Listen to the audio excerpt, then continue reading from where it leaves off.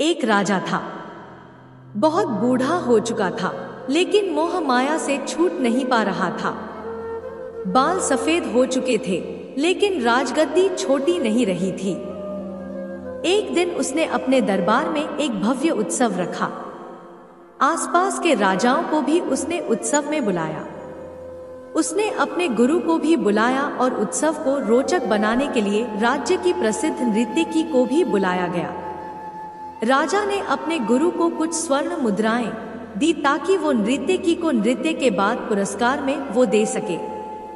रात भर नृत्य चलता रहा। सब आनंद से झूम रहे थे। सुबह होने ही जा रही थी कि मृतकी ने देखा तबले वाला नींद में ऊँग रहा है। वो झपकियां ले रहा है, जिसके कारण तबले की ताल धीमी हुई जा रही थी और नृत्य भी धीमा पड़ने लगा। ऋतिकी ने उसे जगाने के लिए एक दोहा पढ़ा, बहु बेटी थोड़ी रही, पल पल गई बिताएं, एक पलक के कारण ना कलंक लग जाए। इस दोहे को जैसे ही सबने सुना तो सब सजग हो गए, जैसे उन्हें कोई गहरा ज्ञान मिल गया हो। सबने अपने अपने अनुसार इस दोहे का अर्थ लिया। तबले वाला सतर्क होकर तबला बजाने लगा। सब लोग दोहे की बहुत प्रशंसा करने लगे।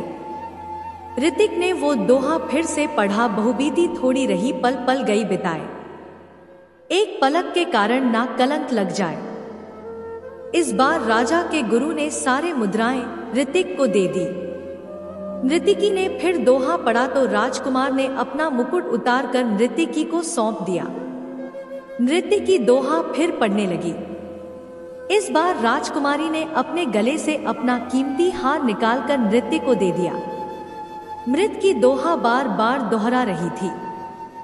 अब राजा ने उसे बहुत सारा पुरस्कार दिया, लेकिन राजा अब असहज हो चुका था।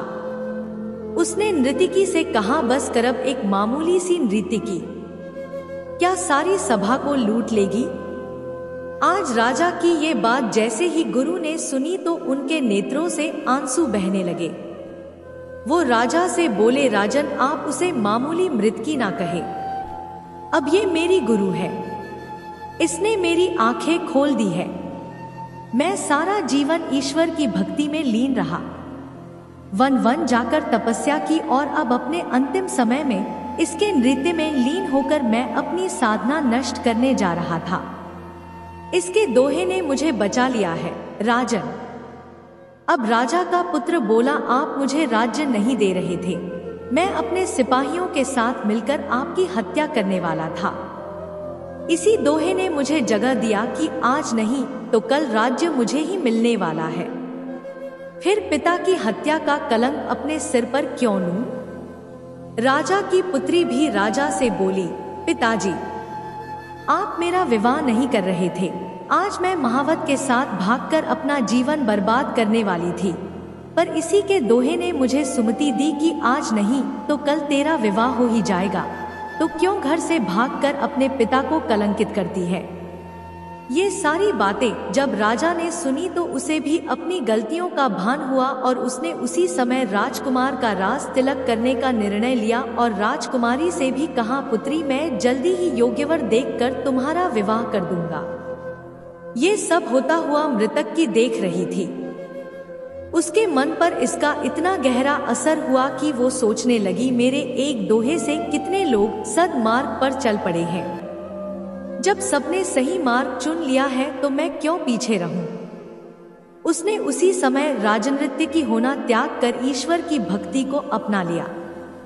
कभी कभी जीवन में हम बहुत कठिन रास्तों से गुजरते हुए अपनी मंजिल को बस पहुंचने ही वाले होते हैं कि ठीक उसी वक्त हमारा सब्र टूट जाता है।